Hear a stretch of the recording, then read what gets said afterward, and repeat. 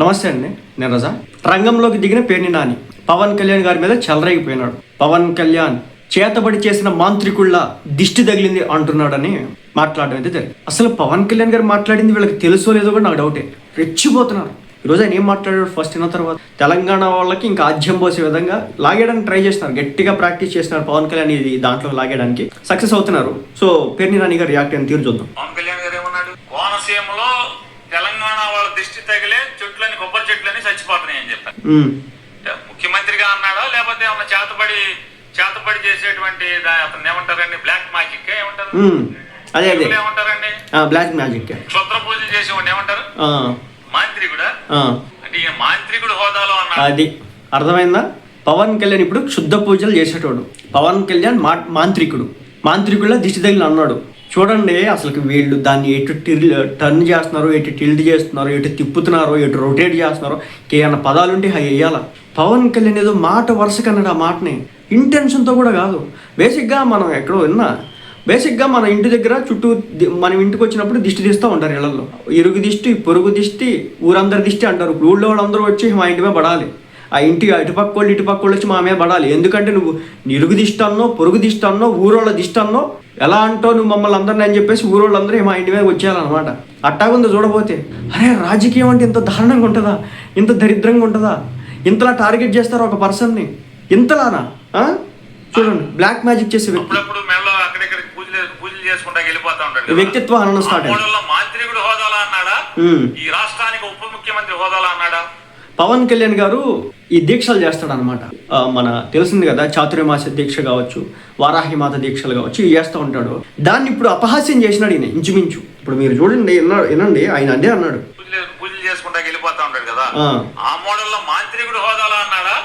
ఈ రాష్ట్రానికి ఉప ముఖ్యమంత్రి హోదాలో అన్నాడా?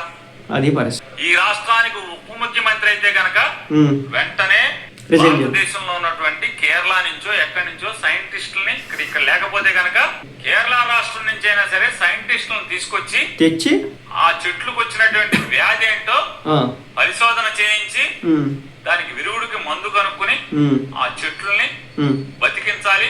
తద్వారా రైతులు చచ్చిపోకుండా జీవం పోయాలి, చెట్టుకి పోయాలి, కోనసీమ రైతుకి పోయాల్సింది పోయి చేతపడి నేర్చినటువంటి మాంత్రికుల్లాగా ఆడి దిష్టి తగిలింది, ఈడి దిష్టి తగిలింది, దిష్టిలు తగులుతాయా? ఇప్పుడు అక్కడ వింత ఏంటంటే, మరి వీళ్ళకి గ్రౌండ్ రియాలిటీ తెలుసో లేదో నాకు తెలియదు.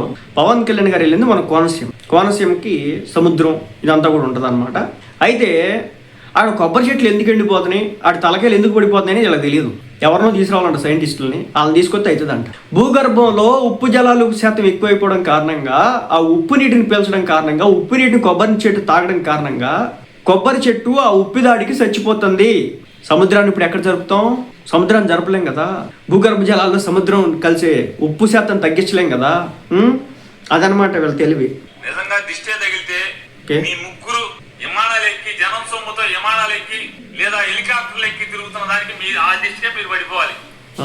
కొబ్బరి చెట్లు ఎందుకు పడుతుంది? దిష్టి అనేది ఉంటే ఇవాళ తెలంగాణ ఆంధ్రాతో పోటీ పడి వరి పంట పండిస్తాం, ఆంధ్రాతో పోటీ పడి ఉద్యానవన పంటలు పండిస్తున్నాయి. ఒక తెలంగాణ ఏంటంటే రాజస్థాన్ లో పండుతున్నాయి, కాయగూరలు పండుతున్నాయి, ఉద్యానవన పంటలు పండుతున్నాయి. టెక్నాలజీ మారిపోయిన తర్వాత ఇంకా ఈ చేతబళ్ళు, మంత్రాలు పరిపాలించడం చేతకాక, అది సంగతి. పవన్ కళ్యాణ్ నమ్ముకున్నటువంటి ప్రజల యొక్క అవసరాలను ఎలా తీర్చాలో చేతకాక, చేతిలో అధికారం ఉన్నప్పటికీ కూడా దాన్ని ప్రజల కోసం కాకుండా వీళ్ళ సొంతం కోసం, వీళ్ళ లాభాల కోసం, వీళ్ళు బాగుపడటం కోసం తప్పితే వీళ్ళకి తెలిసింది ఏంటి అంటే అధికారం వీళ్ళు బాగుపడటం కోసం మాత్రమే. అది పరిస్థితి అండి. పవన్ కళ్యాణ్ ఇప్పుడు అధికారాన్ని దుర్వినియోగం చేసేస్తున్నాడు. పాలించడం రాలేదు, వీళ్ళ ముగ్గురికి కూడా పాలించడం రావట్లేదు. వీళ్ళ ఫ్లైట్ ట్రిప్పుల కారణంగా దాదాపు తినేస్తున్నారు అని చెప్పేసి వీళ్ళు చెప్పడం జరుగుతుంది. ఇందాక ఒక రిపోర్ట్ అక్కడ చూసి ఎన్డీటీవీకి సంబంధించో ఇండియా టుడేనో ఎవరు వేసినారనమాట. వాళ్ళ వెబ్సైట్లో ఒక ఆర్టికల్ వేసినారు. 277 కోట్లు అయిందనమాట జగన్మోహన్ రెడ్డి గారి 5 సంవత్సరాల్లో ఆయన విమానాల్లో తిరిగిన దానికి ఖర్చు, స్పెషల్ ఫ్లైట్. ఇప్పుడు పేర్ని నాని గారు చెప్తున్నారు పరిపాలించడం రావట్లేదని. ప్రజల బాబు అధికారాన్ని వాడటం చేతకాక మాత్రమే ఈ చేతబడి పిల్లి మొక్కలు చేస్తున్నాడు తప్పితే వేరే ఏమి కాదు పవన్ కళ్యాణ్ గారు అనేది మనకు అర్థం అవుతుంది. ఇది ఒకటే కాదు, ఆయన లోకేష్ గారు అదనమాట సంగతి. పవన్ కళ్యాణ్ గారు ఏదో మాట వరుసగా అన్నాడు, దిష్టి తగిలి పచ్చటి కోనసీమ ఎండిపోతుంది అని. మాట వరుస అప్పుడు కొంతమంది ఉంటారు మాట వరుస కొన్ని మాటలు అంటూ ఉంటారు. దాన్ని పట్టుకొని ఇప్పుడు పవన్ కళ్యాణ్ గారి మీద రాద్దాంతో రాజకీయం ఎంటైర్ తెలంగాణకు సంబంధించిన కాంగ్రెస్ పార్టీ అంతా రంగంలోకి దిగిపోయి మంత్రులు, ఎమ్మెల్యేలు, 2 మంత్రులు 3 మంత్రులు మాట్లాడినారు, ఒక 3 ఎమ్మెల్యేలు మాట్లాడినారు. మన అద్దెంకి దయాకర్ గారు కావచ్చు, బల్మూరి వెంకట్ గారు కావచ్చు, తర్వాత మన ఏకంగా కోటమిరెడ్డి గారు కావచ్చు, తర్వాత కోటమిరెడ్డి గారు కాదు, కోమటిరెడ్డి గారు కావచ్చు, తర్వాత మన పొన్నం ప్రభాకర్ గారు కావచ్చు, చాలామంది డిబేట్లో అయితే పవన్ కళ్యాణ్ జోకర్ అంటూ మాట్లాడుతున్నారు కొంతమంది. అసలు దీనికి దానికి సంబంధం ఏంటి? పవన్ కళ్యాణ్ ఎక్కడైనా కంప్లీట్ సెంటెన్స్ చూస్తే తెలంగాణ వాళ్ళ కళ్ళుబడి కొబ్బరి చెట్లు ఎండిపోతున్నాయనో, తెలంగాణ రాజకీయాల నాయకుల కళ్ళుబడి కొబ్బరి చెట్లు ఎండిపోతున్నాయి అనలా. ఒకటే మాట అన్నాడు, నేను ఆ వీడియోలు చూసిన. ఏమన్నాడు ఆయన? అరే దిష్టి తగిలింది కోనసీమకి అని మాట వరుసకు అన్నాడు. తెలంగాణ వాళ్ళ దిష్టి తగిలిందని చెప్పేసి గుచ్చి చెప్తే, మరి నిజమేరా పవన్ కళ్యాణ్ ఏంటి ఒక డిప్యూటీ సీఎం అవడం ఏంటి, ఆయన ఈ విధంగా మాట్లాడడం ఏంటి అని చెప్పేసి అనుకోవచ్చు.